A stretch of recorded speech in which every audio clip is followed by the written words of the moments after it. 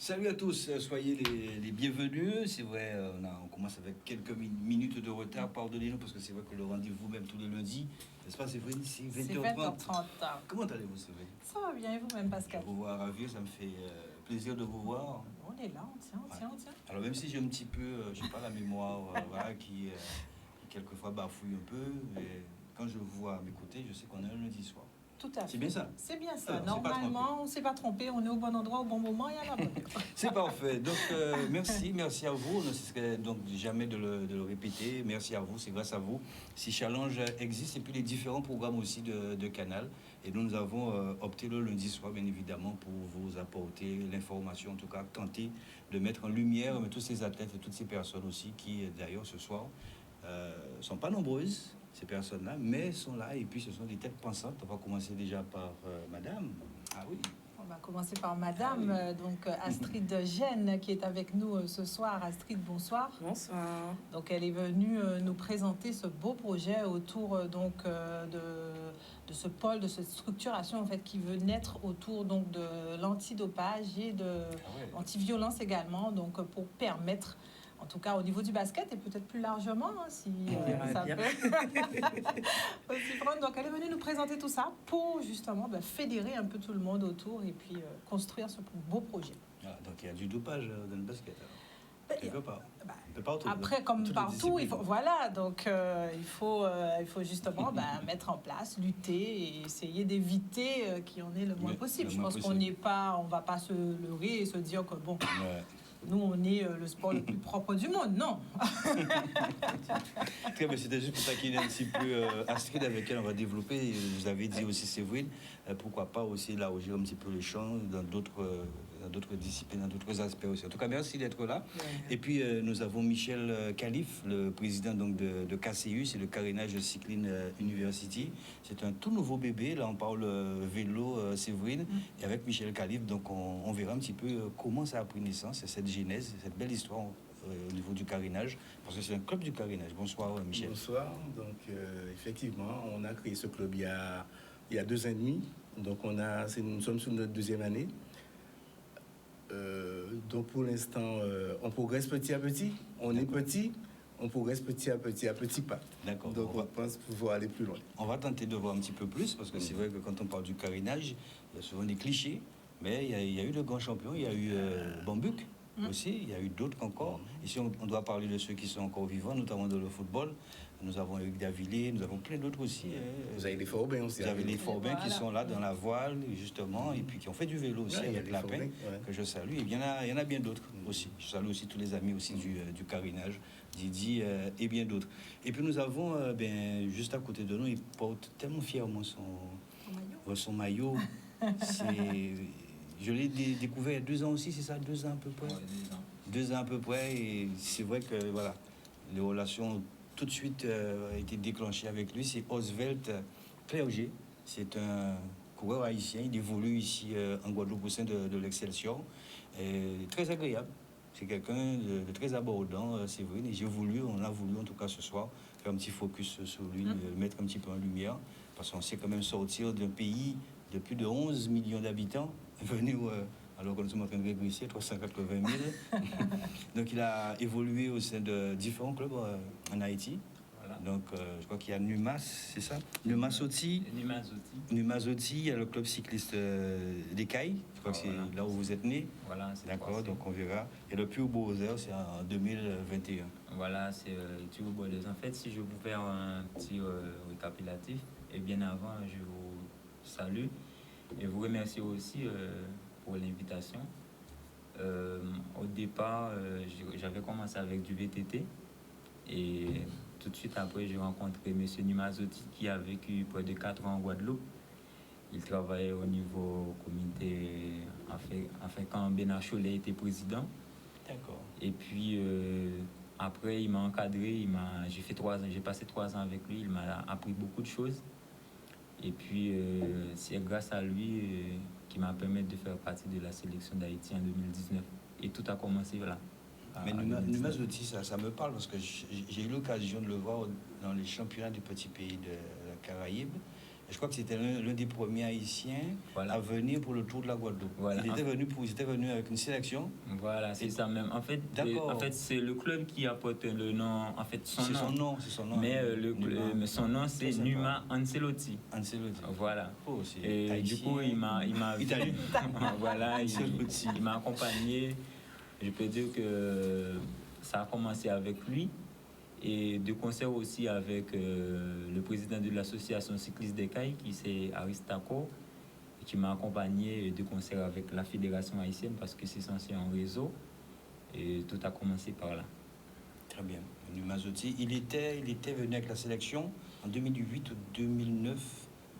Dès les premiers kilomètres, tu crois que Michel Khalif doit se rappeler de ça? Oui, depuis Saline. Depuis Saline, il n'y avait plus de sélection.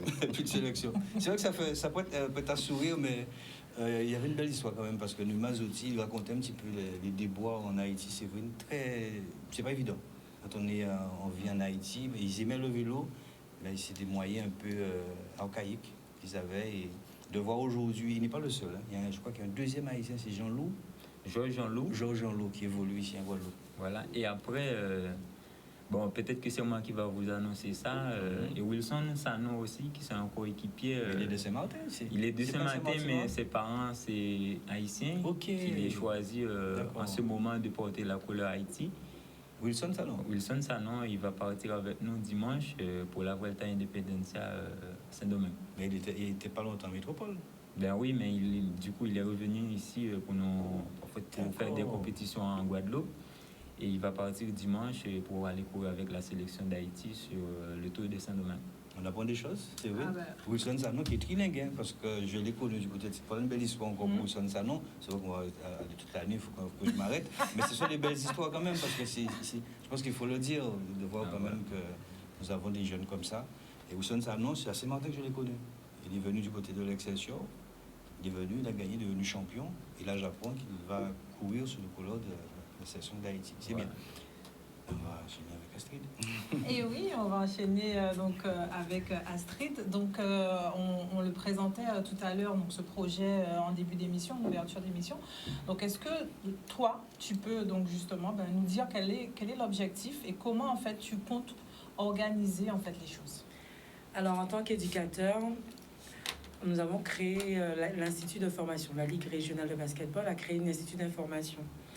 Et du coup, l'Institut de formation touche plusieurs volets de la formation, dont le joueur, dont le technicien et les officiels.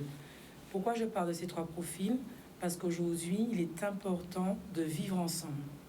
Donc l'objectif de cette campagne, c'est de la sensibilisation, parce qu'on commence dès l'école de basket, donc 4-5 ans, jusqu'au senior, jusqu'au master, d'accord, il y a jusqu'à 77 ans, on va dire. Et il est important de vivre ensemble, de se respecter tout un chacun. Et du coup, cette campagne permettra à comprendre, être tolérant sur l'aspect et l'intervention de tout un chacun sur une rencontre de basketball. Donc l'objectif premier aujourd'hui, c'est déjà un appel à candidature. Toutes les personnes qui ont des idées, qui veulent faire avancer aussi le basket guadeloupéen, ils sont bienvenus. Et comme tu disais au début de l'émission, que si on peut élargir aussi sur différents sports, parce que je pense en discutant avec certains arbitres du rugby, du football, on rencontre cette violence sur le terrain. Et c'est dommage, surtout après Covid, que cette violence amplifie. Donc pour revenir avec une sérénité et d'ailleurs augmenter le niveau de jeu de tout un chacun de sport, en fait, en tout cas, c'est important de faire ce type de campagne de sensibilisation. La fédération a fait sa campagne en début de saison. Donc on va s'appuyer sur des thématiques, mais nous on va le mettre vraiment en interne parce que comme l'association, on touche des quartiers assez sensibles et qui ont besoin de nous. Quand on a besoin d'accompagnateurs, ils ont besoin d'accompagnateurs aussi. Et il est important d'être formé et de sensibiliser.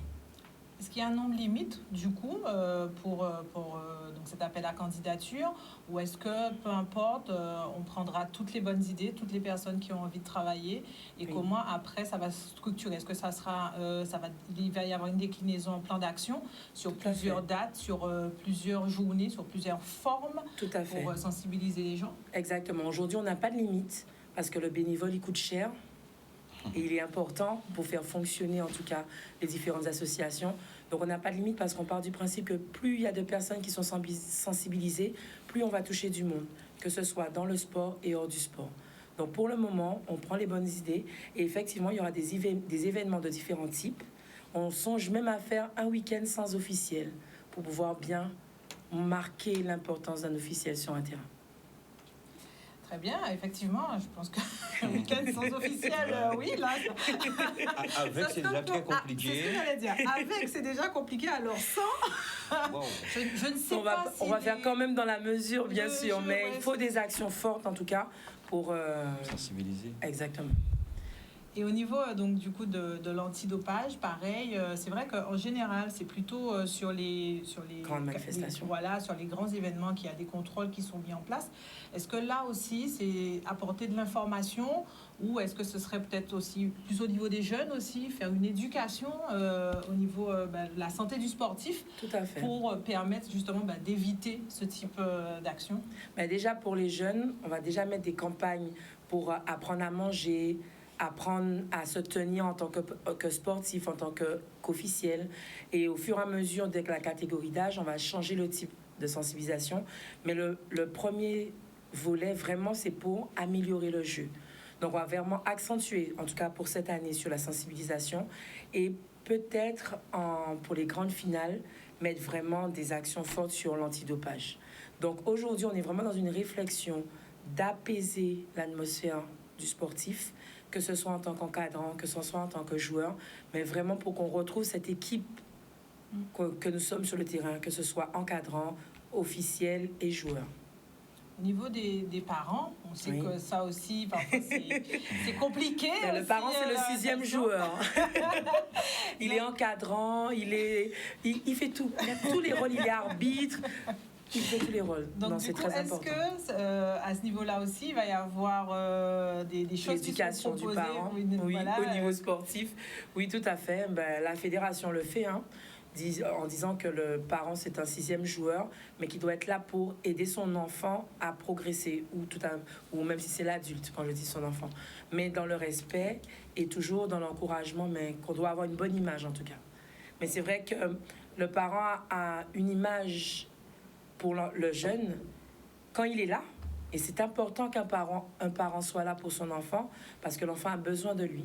Quelle que soit la catégorie d'âge, l'enfant a besoin de ce soutien et de se sentir aimé dans le regard de son parent et non sentir une déception dans son regard. Donc, effectivement, il y aura de l'éducation pour le parent. Oui, Pascal? oui, allez-y. Je ne vais pas vous embêter. Est-ce que, justement, si on est intéressé, Oui. si on souhaite participer, être volontaire au niveau donc, de cette mission, comment ça se passe? Alors, il y a une inscription à envoyer à paulformation@lrgbb.com ou à lrgbb@lrgbb.com, c'est le secrétariat. Et une fois qu'on aura le nombre d'inscriptions, on va mettre une réunion et mettre en place ces actions. Et vous pouvez aussi nous contacter sur les réseaux sociaux parce que nous sommes présents, que ce soit sur Instagram, que ce soit sur Facebook, nous sommes là. Très bien, je pense qu'on a fait un peu le tour. Un petit mot rapide sur justement la formation en elle-même, qu'est-ce qui va être décliné. C'est vrai qu'avec l'apparition donc, de ce pôle formation au niveau donc, de la LRGBB, des choses nouvelles vont être mises en place pour permettre justement que ce soit encadrant, dirigeant aussi, d'être mieux formés. Tout à fait. On a commencé avec les encadrants, avec des formations sur les brevets fédéraux, donc que ce soit pour les jeunes, les adultes et les enfants. On va poursuivre avec, la formation des officiels. Donc là, on a ouvert la campagne des nouveaux officiels. On a aujourd'hui 60 officiels, 30 arbitres, 30 OTM qui veulent faire partie de l'équipe de la famille des officiels. On va poursuivre ensuite avec les dirigeants. C'est vrai que j'ai pas encore, je dis j'ai parce qu'au niveau des dirigeants, je n'ai pas encore d'équipe. Au niveau des officiels, j'ai 13 formateurs. Au niveau des encadrants, j'ai 5 formateurs. Mais au niveau des dirigeants, je n'ai pas encore constitué l'équipe. Mais l'objectif est de faire un séminaire en début juin, donc là je l'annonce, pour les dirigeants, pour sensibiliser le président, le secrétaire et le trésorier pour leurs fonctions dans un premier temps. Et après, pour les accompagner à faire leur projet associatif. Parce qu'il est important que pour donner une image au club, d'avoir un projet constitué. Voilà. Voilà, ben, très bien. Merci beaucoup Astrid pour Ouais. ces belles précisions, Pascal.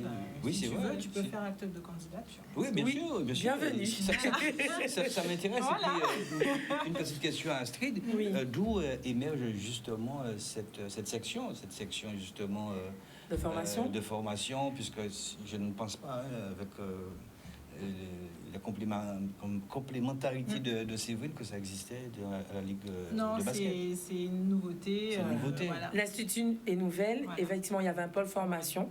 Mais l'institution est vraiment nouvelle parce qu'on vise en fait à faire du professionnalisme sur les différents diplômes. Donc, pour permettre à des encadrants ou des joueurs de se professionnaliser dans le monde du sport, D'accord. du basket surtout. Je sais qu'il y a Carlamus qui n'est pas très loin aussi. Ben, justement, ils sont très proches de Associés. nous.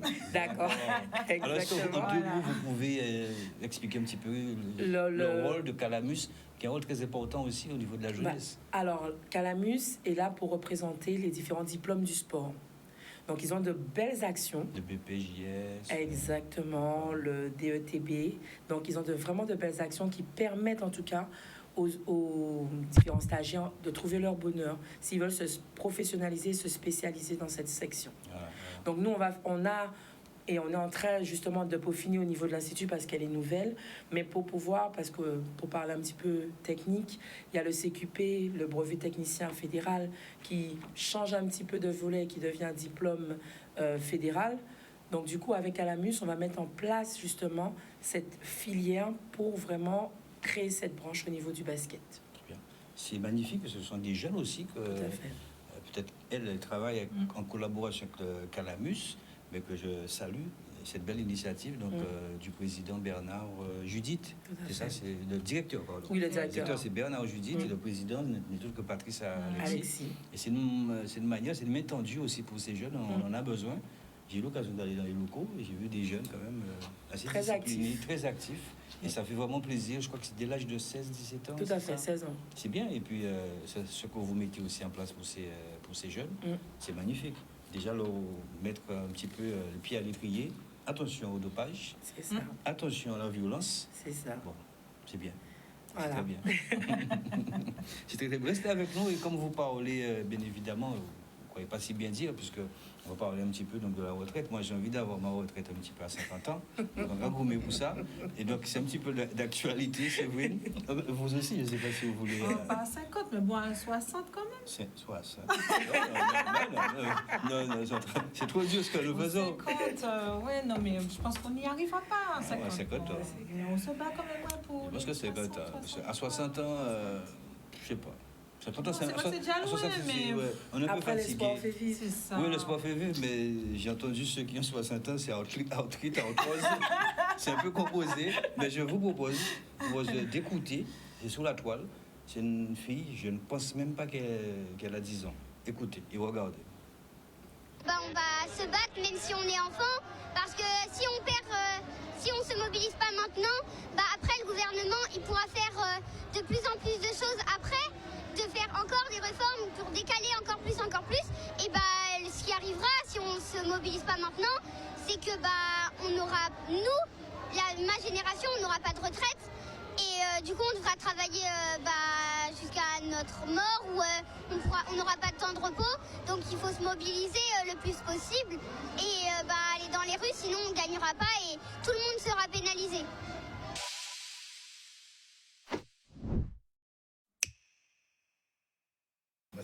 Ne dit-on pas que la vérité sort de la bouche des enfants? Voilà, je voulais simplement passer ce petit passage quand même. CM2, c'est 10 ans, hein, c'est bien ça? C'est bien ça. D'accord, vous êtes toujours sur 60 ans? Ouais, mais pour l'instant, un petit on y 50 ans, est c'est déjà. bon. 50 ans, ça aurait été parfait. Parfait. Maintenant, vous mettez Maintenant, ça. dis ce qu'on vient pas. Voilà, donc c'était ce petit clin d'œil en tout cas. Restez avec nous quand même, Astrid, puisque c'est pas encore terminé. Je crois qu'il y a d'autres jeunes aussi. Ça, c'est du hand. Oui, d'autres jeunes et du hand, justement. Donc, on vous propose de découvrir le portrait de Chelsea Philomène, joueuse de hand. Et donc, Franck César est allé à sa rencontre et, bien sûr, vous allez découvrir cette jeune joueuse. Leader du championnat, l'étoile de Maunalo, ça se passe plutôt bien pour vous, hein? Oui, ça se passe bien. On espère que ça continuera comme ça. Parce que notre objectif, c'est de gagner les playoffs et de partir en France montrer ce qu'on veut. Justement, vous avez l'intention de tenter une carrière professionnelle? Peut-être que plus tard, oui.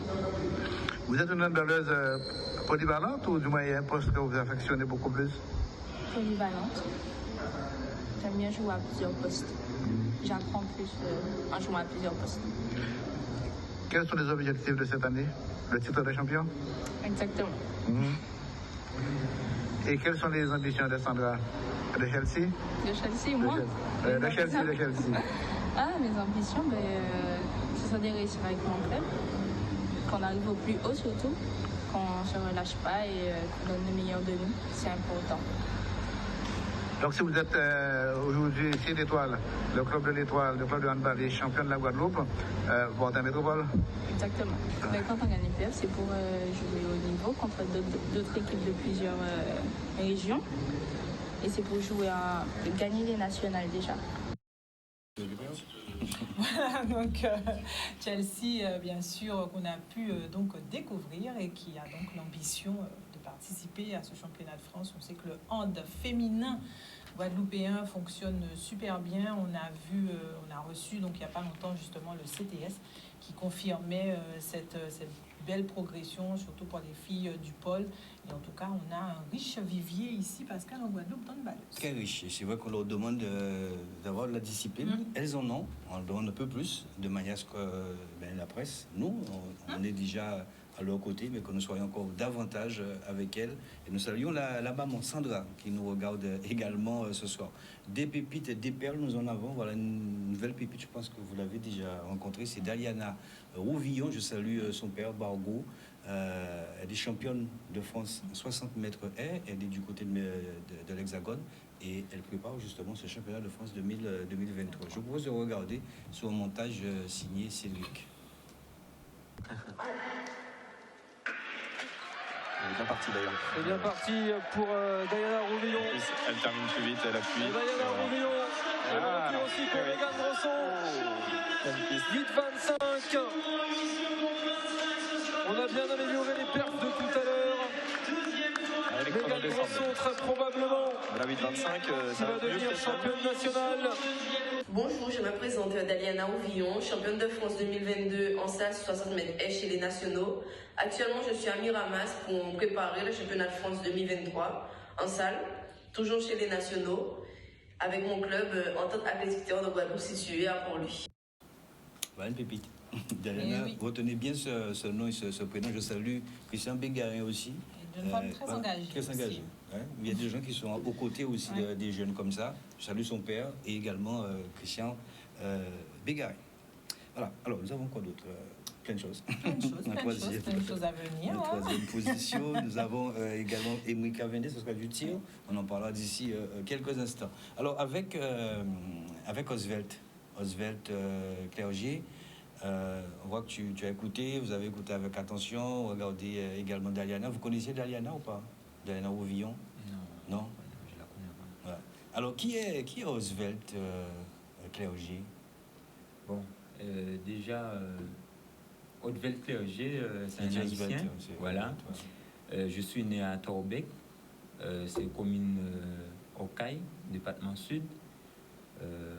Actuellement, j'ai 22 ans. 27 février 2023 va me faire 23 ans, bientôt. J'ai passé toute mon enfance dans le département du Sud.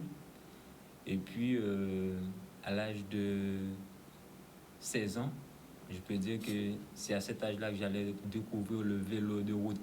Mais avant, je faisais du VTT pour aller à l'école, pour aller promener dans les bois. Et accompagné de ça aussi, je faisais du football.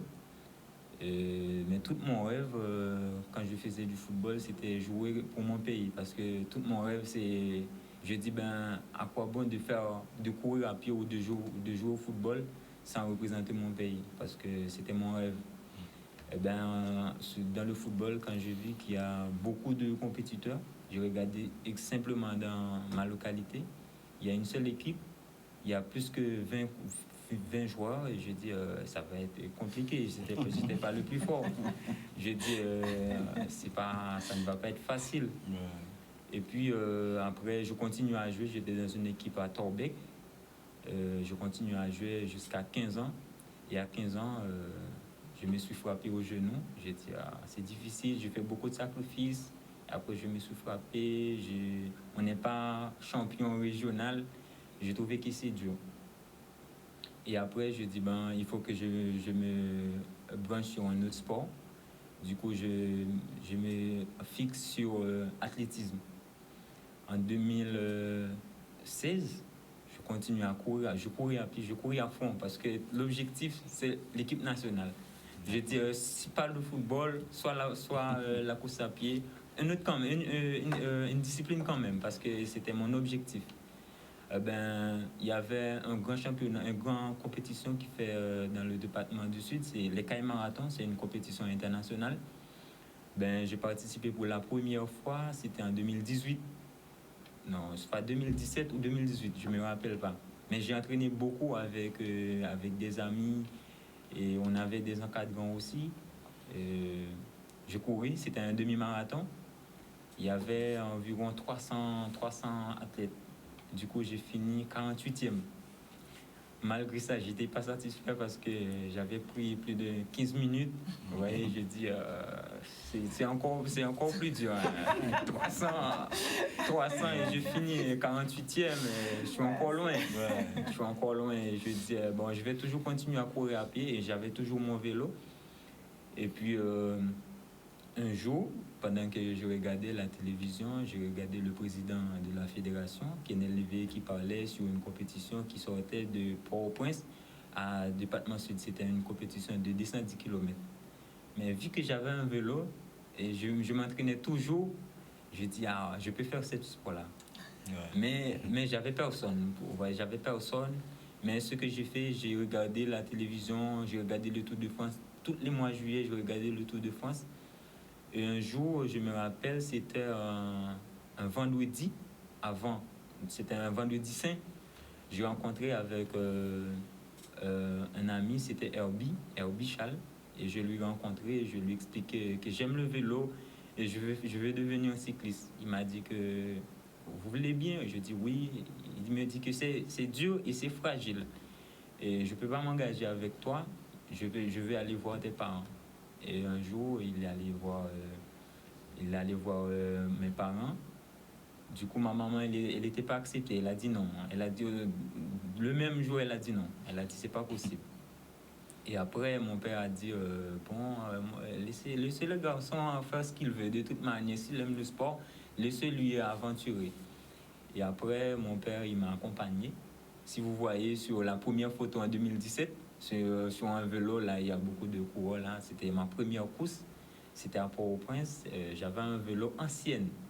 Ouais, mais j'avais pris du plaisir pour faire cette course-là. Et puis, j'ai couru. J'avais 17 ans. J'avais terminé premier junior. Ma première course, j'ai terminé premier junior et 10e parmi les meilleurs, les élites. Et c'était une course très dure. Et ce jour-là, j'étais trop content. Même si je n'étais pas satisfait tout à fait parce que l'objectif, c'était être plus devant. Ouais. Mais on m'a félicité, on m'a dit que c'est bien et la fédération m'a accompagné et il m'a donné un vélo. Je peux dire que tout a commencé avec ça. Et vu que j'ai un nouveau vélo et j'ai travaillé beaucoup, Francis Apollon, qui est un cycliste au niveau du département du Sud, qui m'a aidé beaucoup. Et à travers lui, je peux dire que j'ai appris plein de choses. Et je suis arrivé jusqu'ici. Ouais. Mais comment est-ce que ce lien, cette relation, avec qui étiez-vous en relation pour venir sur la Guadeloupe? Ok, en fait, en 2019, la sélection haïtienne avait bénéficié d'un stage au niveau lycéi. C'était un stage de préparation de 4 mois. C'était pour le championnat Caraïbes. Cette sélection avait entraîné par M. Yann Desjans. Du coup, on était à Bretagne, à Beau précisément. On a passé 4 mois de préparation. Et puis, il y avait Jean-Loup, qui est un Haïtien qui voulait courir pour la sélection haïtienne. C'est un fou pour Haïti. Il aime bien Haïti. Il voulait toujours courir pour Haïti. Et puis, du coup, là, il était venu participer dans les préparations avec nous. Mais dommage, il n'était pas retenu parce que l'entraîneur avait trouvé par rapport à nous. Et voilà. On sait que c'est pas évident. Alors, Ouais. comment est-ce que vous viviez cette difficulté aussi en Haïti? Parce que c'est vrai qu'on ne connaît pas tous Haïti, mais Haïti est assez grande. Ouais. On s'est partagé un petit peu avec Saint-Domingue. Il y a de bons endroits, Ouais. de bels endroits aussi en Haïti. Apparemment, je crois même qu'il neige par endroits en Haïti. Ouais, il y a des endroits qui fait froid, par exemple, La neige, Kinskov, Pétionville, Ouais, c'est c'est- des beaux endroits. Enfin, Pétionville, c'est une ville qui est connue comme la ville le plus riche, Voilà. la plus riche du pays, en fait. Ouais. Mais moi, ce que je peux dire, surtout sur Haïti, Ouais.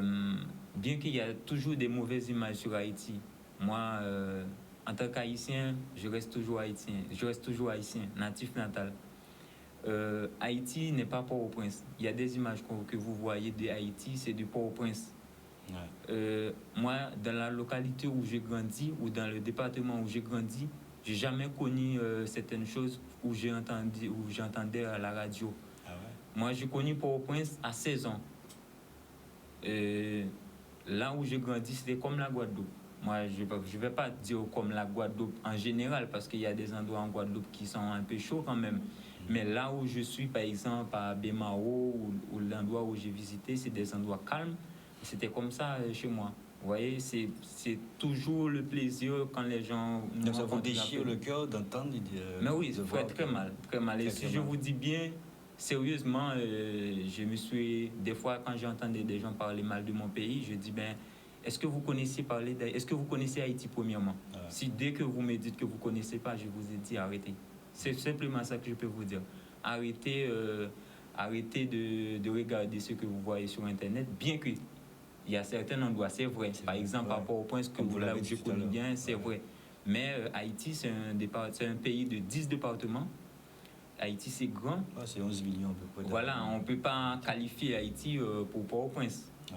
Par exemple, dans le département du Sud, c'est un département très calme et très, très cool. Un petit mot pour la diaspora, puisqu'on sait que la diaspora bon, vous aide beaucoup. Bon, voilà. Et en fait, je salue beaucoup de personnes dans la diaspora, surtout aux États-Unis. Les frères Duré qui m'ont accompagné. Les frères comment? Les frères Duré. Duré, d'accord. Voilà, qui m'ont accompagné beaucoup pour ma venue en Guadeloupe. Moi, ce que je peux dire déjà, c'est pas un petit mot principalement pour eux, mais c'est surtout un mot pour les Haïtiens qui me regardent là actuellement. Haïti, c'est pour nous. Et Haïti reste toujours pour nous. Déjà, il faut aimer déjà le pays. Il ne faut pas fixer principalement vers ailleurs.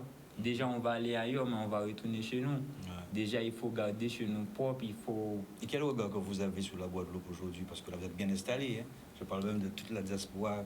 Il y a la diaspora aussi en métropole, aux États-Unis, vous l'avez dit. Ouais. Mais vous êtes bien installé ici en Guadeloupe. Comment l'accueil a été pour vous?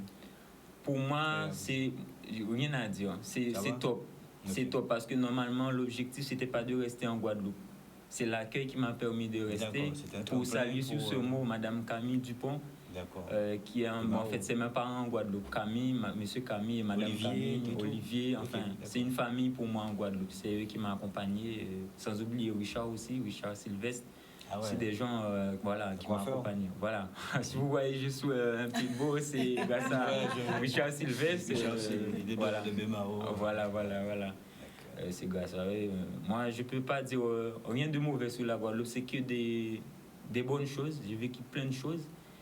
Et la Guadeloupe aussi, c'est un pays à peu près comme Haïti.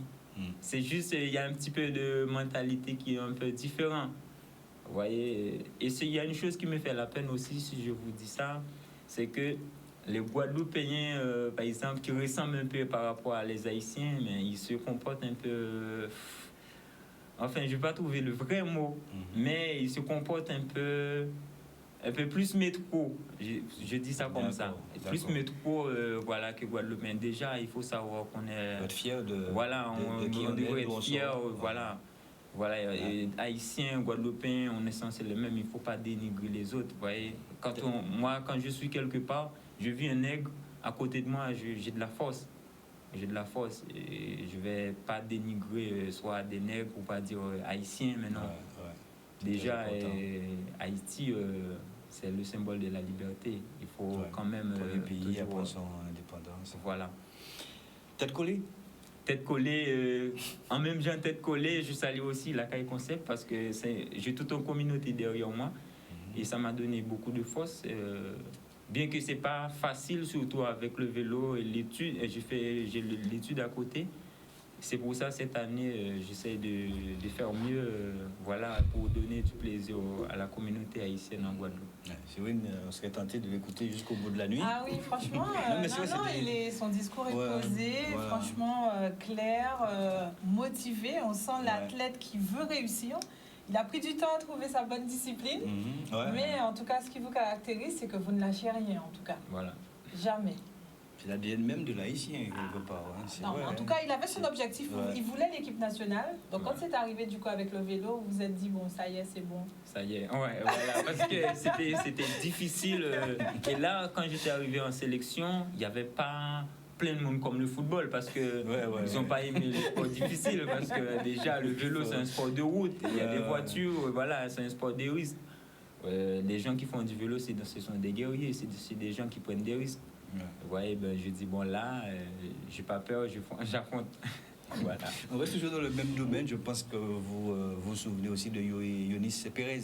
Oui, voilà, c'est un coéquipier. Voilà, il est passé à l'Excelsior, c'est encore un autre jeune, c'est vrai, parce qu'on a pris un petit peu l'habitude d'aller chercher ses pépites. Et lui, il est en métropole, Yonis Pérez, il est à l'US Saint-Herblain. Regardez, il a même fait des selfies tranquillement à côté de la neige. Il nous donne aussi voilà, comment il vit ça là-bas, à l'US Saint-Herblain. Yonis Pérez. Bonjour Pascal, bonjour l'équipe de Canal 10. Ça va bientôt faire une semaine que je suis en Espagne avec l'Union sportive de Saint-Herblain pour un stage préparatoire de la saison 2023. Là, à l'heure où je te parle, c'est le dernier jour. On va partir pour une bicote, donc le matin 93 km et l'après-midi 66, je crois. On a déjà réalisé ensemble environ 550 km et on a eu le droit à tout. On a eu le droit du beau temps, de la pluie, voire même de la neige en haut de certains cols. Donc c'est un stage haut en couleur et bien dur pour ma part parce que voilà, c'est pas si simple d'enchaîner les jours comme ça. Mais ça forge et ça me donne beaucoup d'expérience et j'apprends beaucoup avec les gars de l'équipe, donc c'est génial.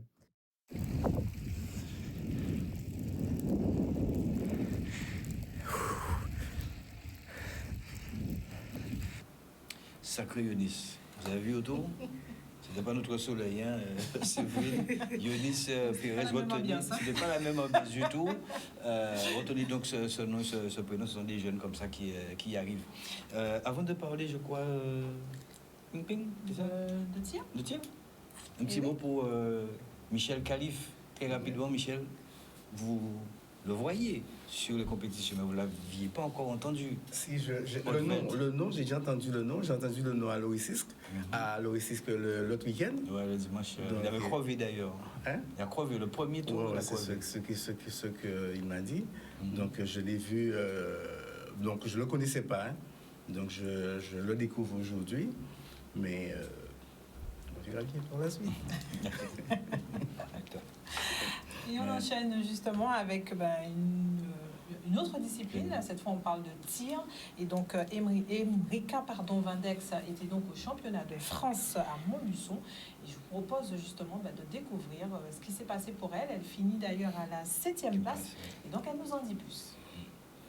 Emrika Vindex, licenciée à la Calpi Club. Je pratique les 3 disciplines, vitesse, standard et précision 10 mètres. Durant ce championnat, j'ai pu participer à une finale en précision où j'ai décroché la 4e place. Cette finale était très élevée car on avait des tireuses de très haut niveau. Je vous dis à bientôt pour mes prochaines compétitions. Je vous donnerai de mes nouvelles. Eh bien oui, on en attend, bien sûr. Donc, vous avez vu, Emrika Vindex, l'essentiel, c'est d'avoir de ces nouvelles et donc qui s'est bien comporté au championnat de France, donc en pistolet précision 10 mètres. Yeah. Donc, comme je vous ai dit, qui finit donc à la 7e place. Voilà, donc effectivement, salut son père. Son père, c'est Guy Vindex, qui l'entraîne. Voilà, et ils sont en métropole pour le moment. Un petit mot pour Otveld, Astrid. Pour lui souhaiter... un bon courage déjà, de garder sa motivation, c'est très bien. Et le respect, en tout cas, l'image que tu véhicules est très bonne. Et je pars du principe qu'un bon athlète, au niveau comportement et au niveau sur le terrain, il est bon. Donc félicitations et tout pour le futur. Restez avec nous, ne partez pas, puisque nous avons cette deuxième et belle partie de challenge avec ce côté décalé pour les citations.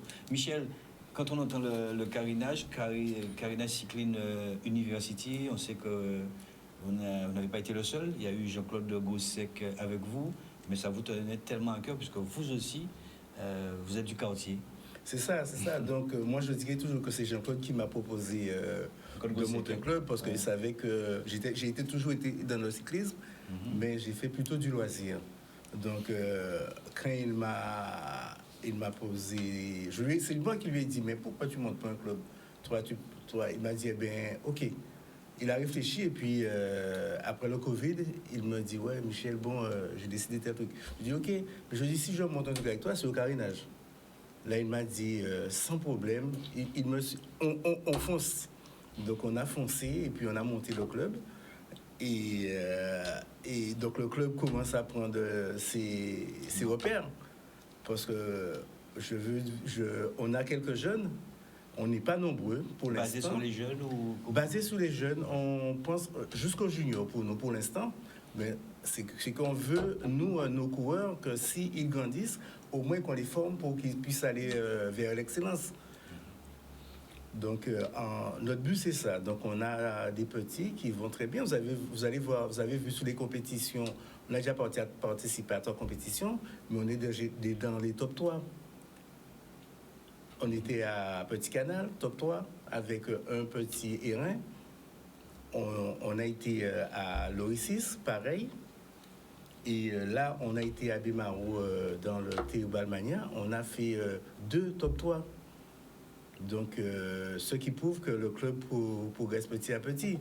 On n'est pas nombreux. Donc, comme déjà, nous sommes des retraités. Donc, on a tout notre temps pour donner aux enfants. Donc, bien que je sais que la retraite, c'est un problème pour vous, mais pour moi, je peux plus. En fait, à la retraite ou pas, mais c'est l'expérience aussi qui compte. Hein. Oui. Des fois, c'est pas le diplôme qui fait l'homme, mais il faut avoir cette expérience.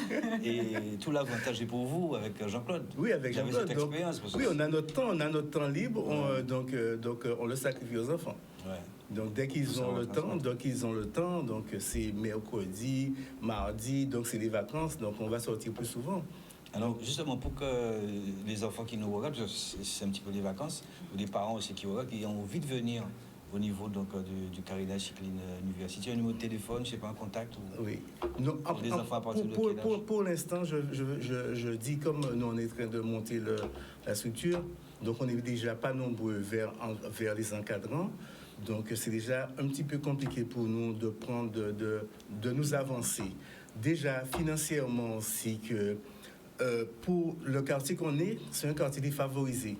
Donc, pour déjà les enfants, il faut qu'on aide les parents. Si on n'aide pas les parents, les enfants ne pourront pas évoluer. Le problème, c'est qu'on a des enfants qui veulent venir. Donc, il y en a ceux qu'on les a prêté des vélos, donné des vélos pour qu'ils puissent commencer. Mais si on n'a pas ce qu'il faut, donc on fait les démarches, peut-être qu'on n'a pas encore frappé à la bonne porte pour qu'on puisse avancer. Donc, même niveau local, on cherche un local dans le quartier. Nous, on est dans la partie sud qui veut dire carénage. Donc, nous, notre but, c'est essayer de sortir nos enfants qui sont dans ce milieu défavorisé, essayer de les faire avancer pour qu'ils puissent voir autre chose de ce qu'ils voient dans leurs yeux au long de la journée. Nous c'est notre projet de les faire, essayer de faire sortir quelques-uns, parce qu'on ne pourra pas tout faire, tous les enfants sortir dans cette image-là. C'est l'une des rares fois où j'entends un président de club parler de ce côté social. Ça, c'est très très bien. On imagine que vous avez aussi frappé à la porte de la ville de Pointe-à-Pitre. Même si vous êtes côté sud, je ne sais pas. Non, c'est Pointe-à-Pitre. Notre club est basé à Pointe-à-Pitre. Alors, même si vous parlez de carénage, c'est divisé en deux. Ça arrive pratiquement à la première porte de l'usine d'Arboucy. L'usine d'Arboucy, ensuite, il y a la rue il y a Chemin Neuf et la rue Raspail. Si on vous donne un local du côté de Cipollin, par exemple. Non, peu importe, même si c'est les abîmes qui nous donnent, mais dès qu'on est dans le quartier, on peut trouver un local, je sais pas, nous on a fait des demandes partout. On pioche sur Pointe-à-Pitre, mais en même temps on pioche sur les abîmes. Dès qu'on trouve un emplacement pour avoir un local, nous c'est ça, parce que quand tu n'as pas de local, les jeunes peuvent pas se réunir. Qui a Cipollin, mais le fait c'est qu'on puisse nous aider. La ville de Pointe-à-Pitre, pour l'instant, ils peuvent rien faire pour nous. Donc, on cherche partout. Donc, si quelqu'un de particulier peut nous donner un local pour pouvoir nous installer et recevoir les jeunes. Donc, c'est ça. J'ai déjà fait ma démarche à Cipollin. J'ai déjà fait ma démarche à Lucie Mathieu. Tout ça pour les jeunes. Je ne parle pas pour l'instant de local. Moi, j'ai déjà essayé de piocher des enfants de Cipollin, des enfants de Lucie Mathieu. Donc, pour nous, il n'y a pas de... de toute manière, c'est comme disais-je encore, c'est l'agglomération de Pointe-à-Pitre. Lucie Mathieu, Carénage, Chemin Neuf, tout ça, c'est ça. Ouais. Mais vous avez parlé de Hérin. Ils ne sont pas du carénage. Ça montre aussi que vous êtes ouvert un peu partout. On est ouvert, on est ouvert. C'est Erwan, c'est ça? Erwan, Hérin, le prénom? Hérin. Le prénom? Ayrton. Voilà, c'est Ayrton Hérin qui a fait deuxième. Qui a fait deuxième à... Il y a quel âge? 11 ans. 11 ans. Donc c'est bien, vous êtes ouvert un peu partout, sur le Lamentin. Si, non, mais nous, pour l'instant, c'est un club cycliste civil. Ouais. Donc nous, pour l'instant, on prend tout ce qui vient, tout ce qui vient. Donc, la seule chose qu'on veut pas on veut pas pour l'instant les mercenaires. Nous, on veut pour l'instant former nos jeunes et les faire évoluer. Donc, nous, c'est ça, former les petits. Et la famille aussi, vous avez dit. La famille aussi. Par contre, nous aussi, on est très, très famille dans cette association. Donc, les parents sont là. C'est comme ça qu'on pourra évoluer avec ces enfants-là. Vous êtes effectivement donc dans un quartier difficile. Vous avez parlé de cet aspect de socialisation important par le sport. Ouais. Est-ce que justement, vous parliez de cette zone, est-ce que vous avez pensé, nous on pensait aussi basket, à cette mutualisation avec l'Amical Club d'Arboussier, qui est un club de basket, mais qui est aussi axé sur le social et qui me semble un local au niveau de carénage. Et peut-être que du coup, par mutualisation entre activités sportives, vous pourriez peut-être trouver une solution. Si, je sais que la ville de Pointe-à-Pitre, comme on est pour parler, pour trouver quelque chose, je crois qu'ils ont dans l'intention de faire, je crois qu'il y a un club de foot en salle. Et je crois qu'ils nous ont parlé de voir si on peut se mettre à côté d'eux, mais pour l'instant, donc rien n'est concret. Très bien, donc nous, on est ouvert à toute proposition. Nous, tout ce qu'on veut, c'est de trouver un emplacement, même si on met 2 conteneurs, on s'organise pour montrer un truc dans la ville de Pointe-à-Pitre. Moi, mon quartier, Carénage, je l'aime beaucoup. Je participe à tout ce qui se passe dans le quartier. Vous parliez tout à l'heure justement de cet accompagnement en donnant des vélos. Comment ça se passe, ce projet, puisqu'on sait que vous êtes dans une zone difficile. Donc, est-ce que vous projetez d'avoir des vélos pour la majorité des enfants ou est-ce qu'au fur et à mesure, il va falloir aussi trouver des solutions d'accompagnement pour permettre aux parents de pouvoir, parce qu'on sait que c'est un sport aussi qui est assez... Qui demande beaucoup, oui. Qui demande beaucoup, parce que j'ai eu des parents qui ont, quand j'ai été le voir pour leurs enfants, parce que je vois les enfants faire du vélo à la cité, donc je vais voir ces parents-là, je vois des jeunes qui sont très intéressants, je les vois, mais les parents, la seule chose qu'ils me disent que j'ai pas les moyens. J'ai pas les moyens. On frappe à les portes, on a déjà frappé au conseil général, à la région, donc on attend des réponses. Si on a ces réponses-là qui nous facilitent, donc ça va pouvoir nous faire avancer et faire avancer ces jeunes, les sortir du marais qu'ils sont. Vous parliez justement de VTT aussi? Si, on fait du VTT, on fait du VTT et de la route.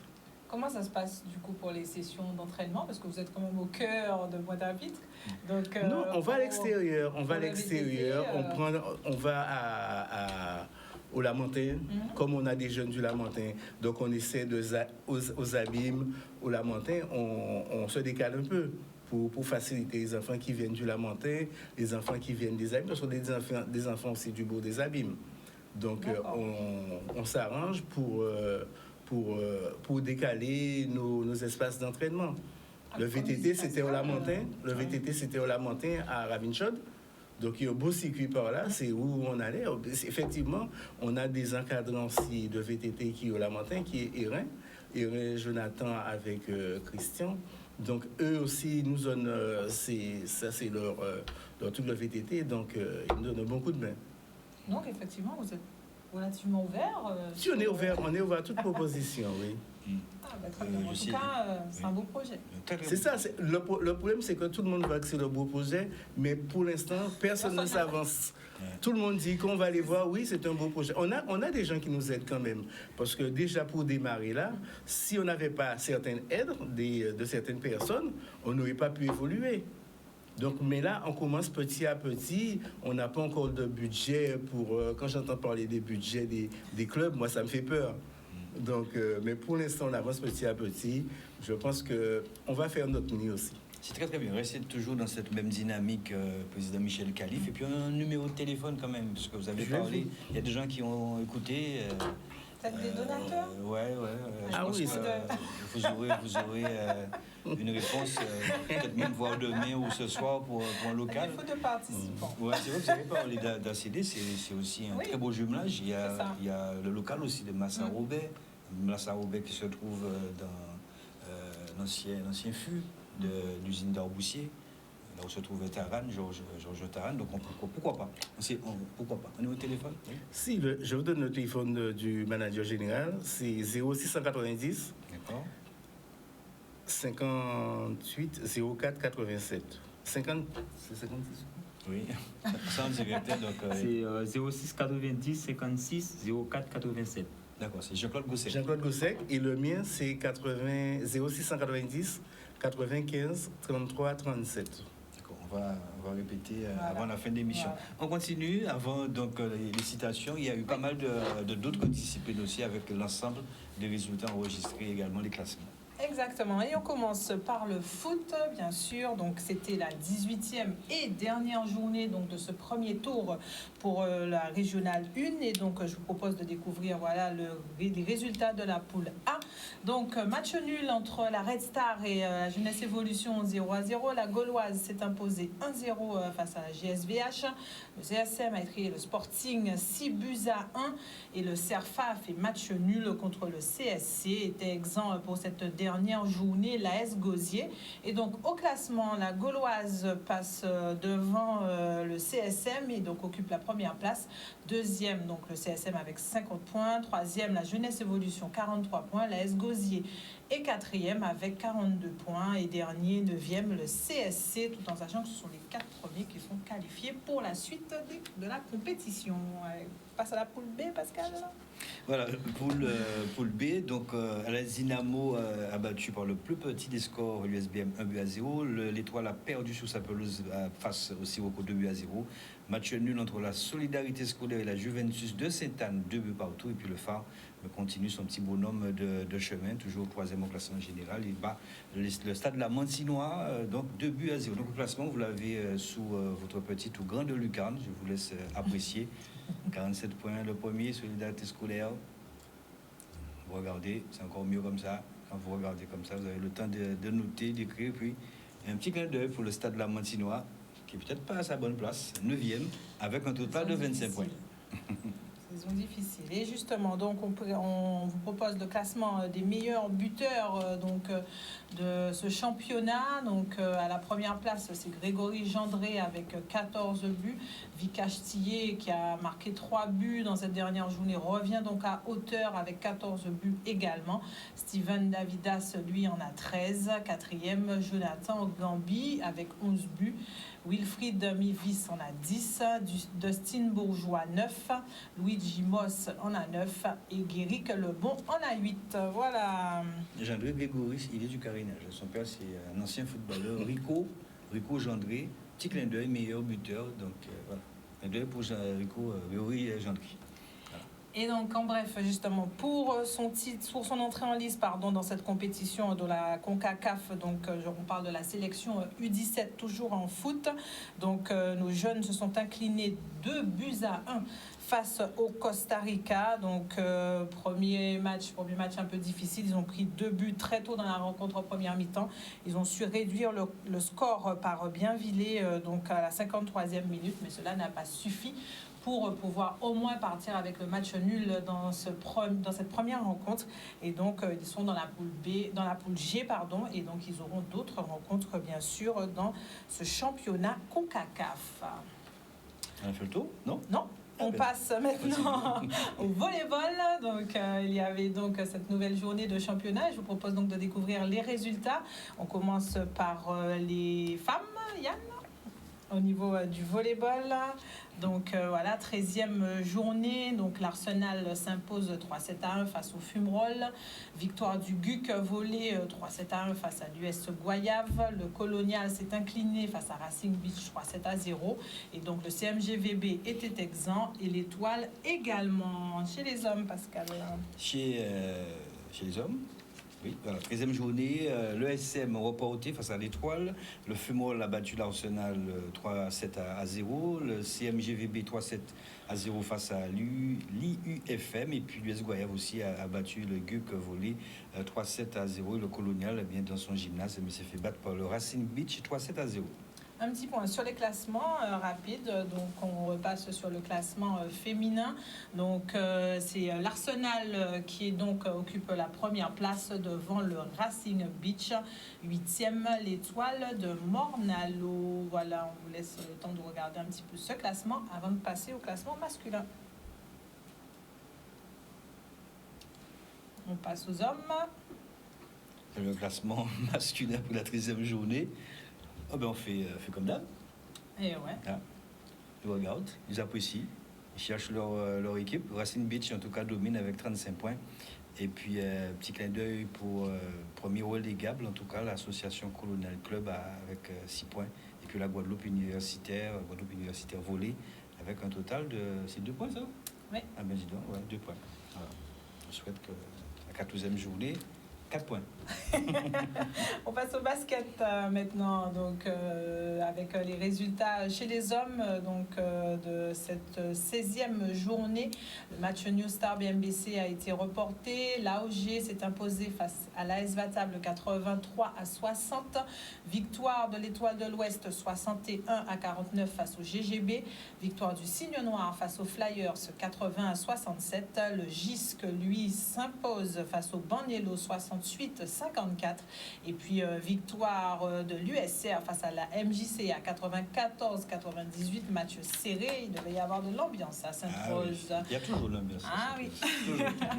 Au classement, c'est l'Étoile de l'Ouest qui mène la danse avec 26 points. Deuxième, l'AOG, 25 points. Mais derrière, c'est chaud. Pour 3e et 4e place, il va falloir se battre jusqu'à la fin. Donc le New Star est 3e avec 21 points. 4e, BMBC, 20 points. 5e, USR, 20 points. 6e, MJCA, 20 points. 7e, Cygne Noir, 20 points. 8e, Banyello, 19 points. 9e, GISC, 18 points, et GGB, 17 points. Jusqu'à la 10e place, rien n'est encore fait. J'ai pas de souvenir que ce championnat régulier en basket a été aussi serré. Ah, mais là, oui, il y a une grosse bagarre. Donc, pour la 3e et la 4e place, il va falloir, les matchs. Les derniers matchs vont compter. Hein. Chez les femmes maintenant, Pascal. Chez les femmes, bien oui, voilà, 13e journée, donc la MJC a battu, comme d'habitude, on serait tenté de le dire, 74-52 le GGB, et puis au gymnase de l'USR, le Cygne Noir, de 20 points, a battu l'USR 60-40, donc au classement, on retrouve avec un total de 18 points la MJCA, talonné quand même par le BMBC avec un total de 16 points, 13 points pour le Cygne Noir, 11 points pour le GGB, 10 points pour le pôle féminin, le 6e c'est l'USR avec un total de 9 points. Jean-Marc Marguerite, l'ancien basketteur, l'entraîne de quelle équipe? New Star, je ne sais pas s'il entraîne... Toujours. Voilà. Je crois qu'il est là. Il est là, mais voilà. Il est là. Mais bon, voilà. Donc, donc on a donné l'ensemble des résultats. Et il reste du hand. Ok, mais c'est parti. Il reste du hand. Ce week-end, c'était donc la coupe du conseil régional. Et donc, je vous propose de découvrir les résultats. On était au stade des quarts de finale en hand. Et donc, en tableau, je vous propose de découvrir les résultats féminins tout d'abord. Donc, sur ce tour, sur ces quarts de finale de hand. Je sais qu'il n'y a pas. Ah non, il n'a pas récupéré. Bon, mais on n'aura pas le hand ce soir. Donc, on continue. On continue, on arrive à la fin. Donc, les citations, vous connaissez Michel Khalif, les citations, pas du tout. Haute-Velt, les citations, non. Astrid? Oui. Voilà. Messieurs, quand même, messieurs. Voilà. D'accord, les dames encore prennent le dessus. Même si demain c'est. Mais demain c'est Valentin, c'est pas Valentine demain, monsieur. Donc, vous ne connaissez pas les citations, mais les citations c'est ce petit côté décalé, n'est-ce pas, Séverine? Donc voilà, après avoir passé ces 40 minutes, 45 minutes avec vous, on essaie de détendre un petit peu l'atmosphère. Les citations qu'on récupère un petit peu sur la toile. Ça peut, chez vous également. Peut-être qu'on va dire tomber un jardin azote, mais c'est pas du tout intentionnel de l'autre part. Allez, c'est parti.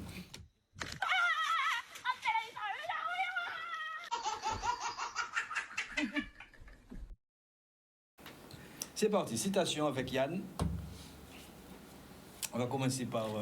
J'ai pas mes lunettes. D'accord, parfait. Très bien, mais on va commencer bah, avec... non, parce que c'est monsieur. Haute-Velt. Mon père, tous les jours, j'entends une voix qui me dit ce que je dois faire. Suis-je possédé? Non, mon fils, tu es marié. Voilà. Attention, ça tombe bien. On arrive petit à petit à ce fameux 14 février. Il y a ceux qui croient, ceux qui ne croient pas. C'est bon. Chacun voit midi à sa porte. Avec Astrid. Toutes les demandes d'amitié ne sont pas des demandes d'amitié. Certaines sont des caméras de surveillance. Faites attention. Comme ça, je peux dire. Comme ça, d'accord. Si le président peut dire comme ça, quand c'est beau, on va laisser pour vous alors. Allez, Yann. Donc là, c'est petit. Ah ouais, bon, alors, papy, tu veux bien fermer les yeux. Papy qui est couché sur son lit d'hôpital, il dit pourquoi? Ben, en fait, maman a dit qu'elle deviendrait très riche quand tu fermeras les yeux. Donc c'est pour ça qu'il ne faut pas parler devant les enfants. Voilà, faire attention à ce qu'on dit devant les enfants. On enchaîne, Yann. La présidente? Ouais, oui, mais tu vois là? Tu vois? Oui, là je vois. Nous vivons dans un monde d'hypocrites où les gens souhaitent ta chute. Mais lorsqu'ils sont en face de toi, ils te sortent, ils te sourient comme ils t'aiment. Ouais. Ça c'est vrai, ça c'est l'hypocrisie, c'est Et avec hein.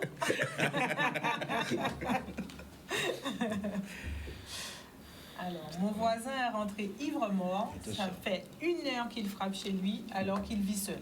Je fais quoi? Je lui dis qu'il n'est pas là? Ça, je ne veux pas que ça m'arrive, ça. On continue. Chérie, t'as vu qu'on était le 14 février? Comme c'est mignon, tu y as pensé? Ben oui, t'as vu la date limite sur les yaourts? Faut les finir ce soir. Bon, lui, c'est un grand vénard, parce que d'habitude, c'est le sens contraire. Ouais. D'accord, donc voilà. Ah, je sais pas si... Alors, pas fait mon confiance, yoka rier pio, mais yoka parler des dehors. On va dire sans commentaire. Oui, sans commentaire. Continue. Alors, cela fait 9 jours qu'il dort. Parce qu'en fait, sa femme lui a dit simplement, à ton réveil, il faut dire, mais qui est-ce qui va naître ça? Avec un homme là, paisible. Je sais pas, ça vous est pas encore arrivé, monsieur? Non. Voilà, on continue. Alors, je pensais que la pire chose dans la vie était de se retrouver tout seul. La pire chose dans la vie est de se retrouver avec des gens qui vous font sentir tout seul. Ouais. Qui vous font vous sentir tout seul. Ouais. Robin Williams. Ceux qui boivent pour oublier sont priés de payer de la face. Parce qu'avec le pays. Ouais, parce que. Je sais pas. Voilà, on continue avec Yann. Alors attention. Bébé, Oui, bébé. je me suis fait virer du travail. Ouais. Il faut bien regarder les images. Hein. C'est monsieur qui appelle Madame Bébé. La troisième image, Elle a disparu. elle a disparu. La femme était là pour l'argent. Voilà. Au prix de l'essence. Tout est cher maintenant. Voilà. Voilà, on approche, je vous ai dit, on approche petit à petit. Alors, C'est bien, 14 février Mhm. et le 14 novembre, le résultat. C'est bien, continue. C'est pas si. Non? Non, j'avoue. D'accord. Alors, matin, papa, on mange quoi? Midi, papa, on mange quoi? Soir, papa, on mange quoi?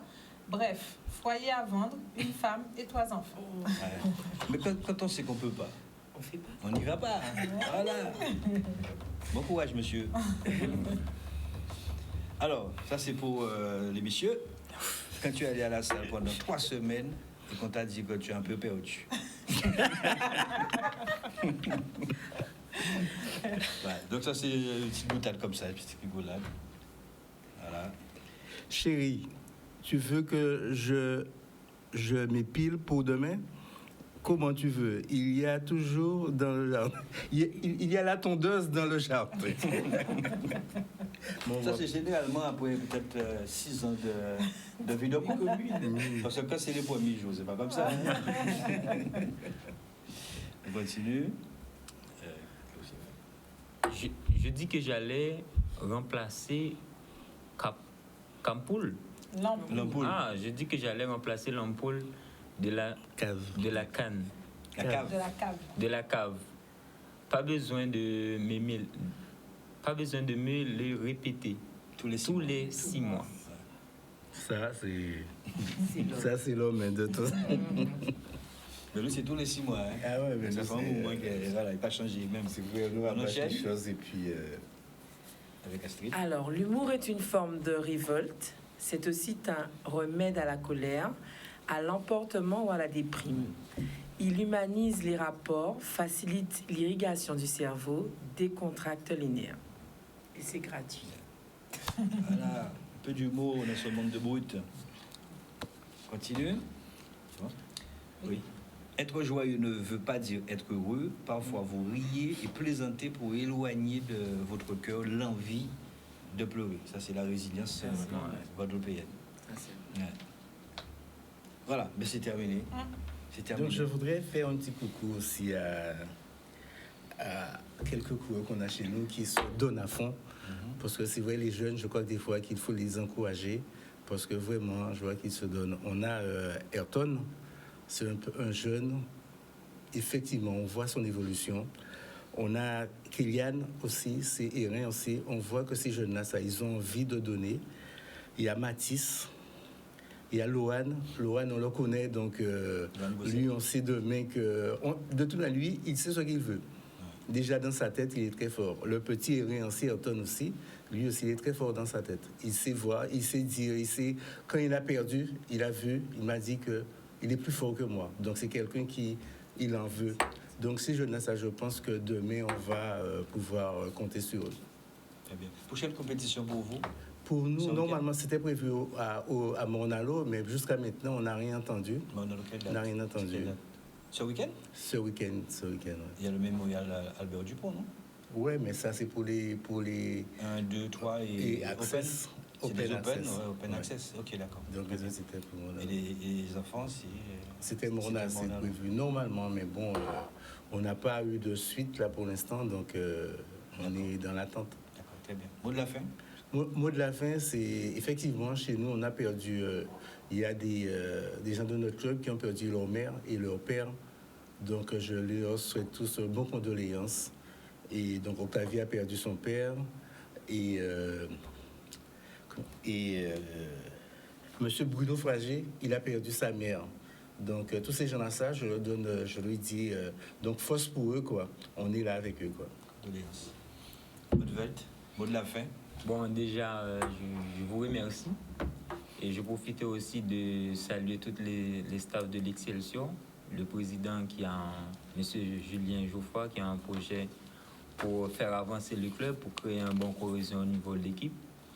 Et après, je salue toutes les Haïtiens en Guadeloupe qui me regardent. Et en plus, je salue Madame Camille, Monsieur Camille et toute la famille en général, et Monsieur Richard. C'est censé être une famille. Et voilà. Voilà. Merci beaucoup. Astrid, mot de la fin. Pour mot de la fin, moi, je félicite et j'encourage tous les bénévoles de tous les clubs qui sont là pour encadrer, que ce soit les jeunes ou les adultes. Je remercie aussi le comité et le président qui me font confiance en tout cas, qui me donnent carte blanche sur les différentes actions qu'on a pu mener jusqu'à ce jour et qu'on espère continuer à mener. Et comme je dis souvent, seul on est fort, mais ensemble on est encore plus fort. Bonsoir Séverine. Eh ben oui, voilà, sur ces belles paroles. Hein. Nous, bien sûr, on va se quitter. Vendredi, vous serez donc avec Richard pour donc le Sport 10 et donc l'actualité sportive du week-end. Et nous, bien sûr, on se retrouve lundi prochain, Pascal. Lundi quoi? Déguisé. D'accord. Vous êtes sûr? Je crois pas. Ah bon, d'accord. Je pense qu'il va le dire pour le carnaval. En tout cas, merci beaucoup. Et puis, on espère donc, que bon, Daliana, Haute-Velt aussi, ce sont des jeunes. Donc, je pense qu'à un moment donné, il faut savoir transmettre. Et avec surtout la petite Vindex aussi que j'aurai, on aura l'occasion de la voir ici, le temps qu'elle sorte de métropole. En tout cas, voilà, merci Astrid. C'est très bien ce que vous faites. C'est risqué un petit peu, mais il faut ça. Il faut des challenges comme ça. Bah oui, c'est ça. Avec surtout des compétitions sans officiel. Il faut aucun but. C'était pas évident. Pas évident, c'est pas évident. Merci à vous, à toutes les personnes qui souffrent aussi en silence. Nous, quand vous voyez en gros, force pas ça parce que c'est pas évident. Nous, on a ce privilège en tout cas. On essaie de vous apporter, si on le peut en tout cas, vous apporter du bonheur. Attention à ce délicieux poison qu'est le sucre. Si vous pouvez faire du sport, faites du sport. Il est important de faire du sport. Bonne soirée à vous, bon début de semaine. Et puis vendredi, vous l'avez entendu, Richard Etienne. Et puis lundi, grâce à c'est notre paire de manches. Bonsoir.